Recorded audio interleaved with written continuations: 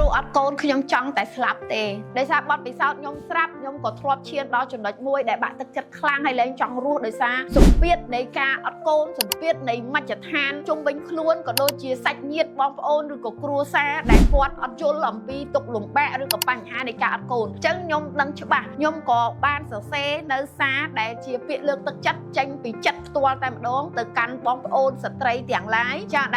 ដែលកំពុងជួបបញ្ហាលំបាកមានកូនធ្ងន់ធ្ងរទី1បងចង់ប្រាប់អូនថាចេះកូនណាវាមិនមែនផ្នែកមួយបានន័យថាកូនគឺជាផ្នែកមួយនៃជីវិតប៉ុន្តែកូនណាវាមិនមែនជាជីវិតរបស់អូននោះទេបានន័យថាគឺជាចំណែកមួយដែលមករួមផ្សំនៅជីវិតយើងឲ្យជីវិតយើងកាន់តែស្រស់ថ្លាកាន់តែស្រស់បំព្រងតែបើសិនជាអូនចាមានក្តីស្រឡាញ់ឲ្យខ្លួនឯងគ្រប់គ្រាន់មិនថាអូនអត់កូនឬក៏មិនថាអូនអត់នរណាម្នាក់ឯងអូននៅតែអាចរស់បានដោយក្តីសុខនិងសុភមង្គលគឺរស់ជាខ្លួនឯងតែម្ដងហើយចំណុចទី2អ្នកគ្រូចង់ប្រាប់អូនថាអញ្ចេះអូនអត់ទាន់មានកូនពេលហ្នឹងហេតុអីបានជាអូនអស់សង្ឃឹមព្រោះអូនអត់បានដឹងថាអូនអត់មានពេលហ្នឹងអាចមួយខែក្រោយអូនមានកូនឬក៏3ខែក្រោយអូនមានកូនឬក៏មួយឆ្នាំក្រោយអូនមានកូនឬក៏3ឆ្នាំមានកូន3ដោយអ្នកគ្រូសៃពៅក៏ថាបានដែរអូនមើលអ្នកគ្រូជាគំរូព្រោះពេលខ្លះយើងផ្ទះសារពេករឿងយងចាំពេកយើងវាហត់ចិត្តនៅក្នុងការរងចាំពេកអញ្ចឹងបងចង់យកភាពជាគំរូមកឲ្យអូនមើលថាអ្នកគ្រូអត់កូន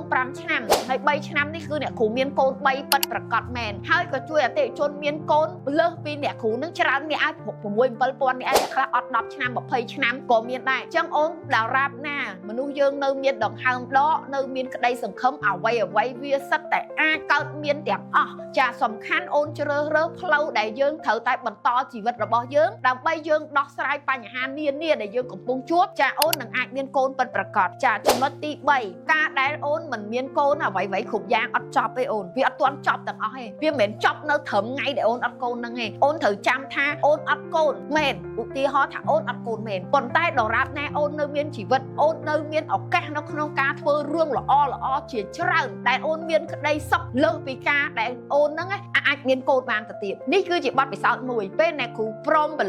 ឡែងខ្លួនឯងថាបើអត់កូនក៏វាអត់ងាប់ដែរអានេះនិយាយឲ្យខ្លួនឯងពេលដែលយើងបាក់ទឹកចិត្តមែនតើគឺយើងចង់ងាប់មែនដោយសារអីគឺយើងលែងរស់ទៀតអីរស់ដើម្បីអីសូម្បីតែរឿងអត់កូនរឿងធម្មតារឿងងាយៗនរណាក៏គេមានបានយើងមានមិនបានអញ្ចឹងយើងស្លាប់ឲ្យបាត់ពីលោកនេះទៅតែដល់ពេលយើងភ្ញាក់ខ្លួនម្ដងទៀតចុះយើងក៏វាអន់ម៉េះមនុស្សគ្រប់គ្នាគេនៅរស់បានគេយ៉ាប់ជាងយើងអ្នកខ្លះគ្មានកាយសម្បទាគ្រប់គ្រាន់ផងនៅសេវារស់ចុះយើងមានដៃ2ជើង2មានចំណេះដឹងពេញខ្លួនទៅងាប់ងាយអាមិនកើតបើអត់កូនក៏វាមិនងាប់ដែរអត់កូនរស់តាមជីវិតអត់កូនទៅចាអានេះខ្ញុំនិយាយឲ្យខ្លួនឯងប៉ុន្តែក៏ជាសារចង់ដាស់ទឹកចិត្តមកអូនមកវិញបើសិនជាយើងអត់កូនយើងអាចរៀបចំជីវិតរៀបចំគ្រួសាររបស់អូនតាមរបៀបអត់កូនបានបើសិនជាអូនឈានទៅដល់ចំណុចដែលអត់កូនតែម្ដងអូននឹងគ្រួសារត្រូវតែប្រឈមមុខគ្នានៅក្នុងការដោះស្រាយបញ្ហាឬក៏សម្របសម្រួលគ្នាបើសិនជាអូនអត់កូនអូនមានជំរឿទី1គឺអូនយកកូនអ្នកដតីចិញ្ចឹមបានទី2គឺអូនរស់ជាមួយនឹងជីវិតអត់កូនជាមួយប្តីប្រពន្ធអូនបើសិនជា2នាក់អូនស្របគ្នាតែបើសិនជាប្តីអូនដាច់ខាតត្រូវតែយកកូនតែអូនមិនអាចមានឲ្យគាត់បានអាហ្នឹងគឺយើងត្រូវតែជ្រើសរើសផ្លូវរៀងខ្លួនអានេះគឺជាដំណោះស្រាយសម្រាប់អ្នកគ្រូផ្ទាល់និង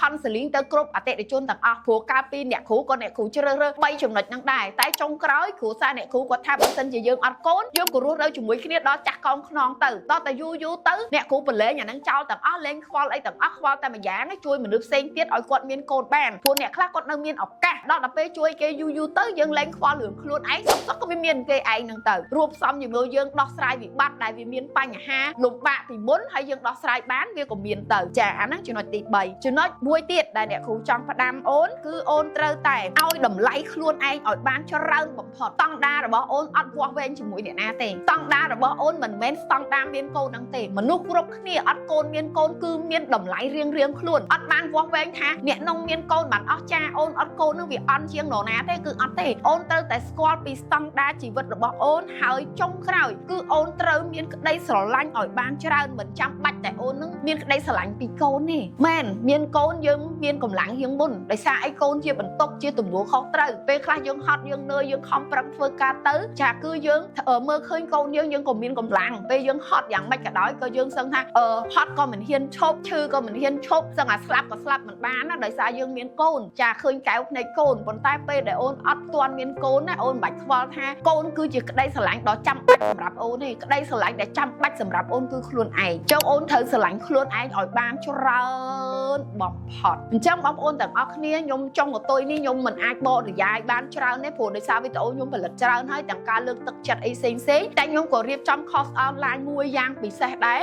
ដំណឹងដល់ពិសេសមួយសម្រាប់បងប្អូនទាំងអស់គ្នាពីខ្ញុំអ្នកគ្រូសីពៅខ្ញុំបានបង្កើត course online មួយឈ្មោះថា The Power of Fertilization ដែលយើងផ្ដោតទៅលើការបង្កកំណើតបែបធម្មជាតិលឿនហើយនិងងាយស្រួលចាជាគន្លឹះសំខាន់ជុំវិញមូលហេតុដំណោះស្រាយហើយក៏ដូចជាការបញ្ចូលនៅធម៌ពល mindset មួយចំនួនដើម្បីឲ្យការបង្កកំណើតរបស់បងប្អូនទាំងអស់គ្នាអ្នកលំបាកមានកូនឬក៏អ្នកចង់បានកូនបែបធម្មជាតិឬក៏អ្នកចង់ស្វែងយល់ជុំវិញបញ្ហាមានកូនជុំវិញបញ្ហាបង្កកំណើតហ្នឹងគឺបងប្អូនអាចចូលទៅរៀននៅក្នុង course online ហ្នឹងដែលមាន workshop ជាច្រើនដែលយើងអាចចែករំលែកនៅខាងក្រៅបានអញ្ចឹងសម្រាប់អ្នកដែលគាត់ចាប់អារម្មណ៍ complete inbox យើងនឹងទទួលបាន special ជាកាដូពិសេសផងដែរចាអរគុណ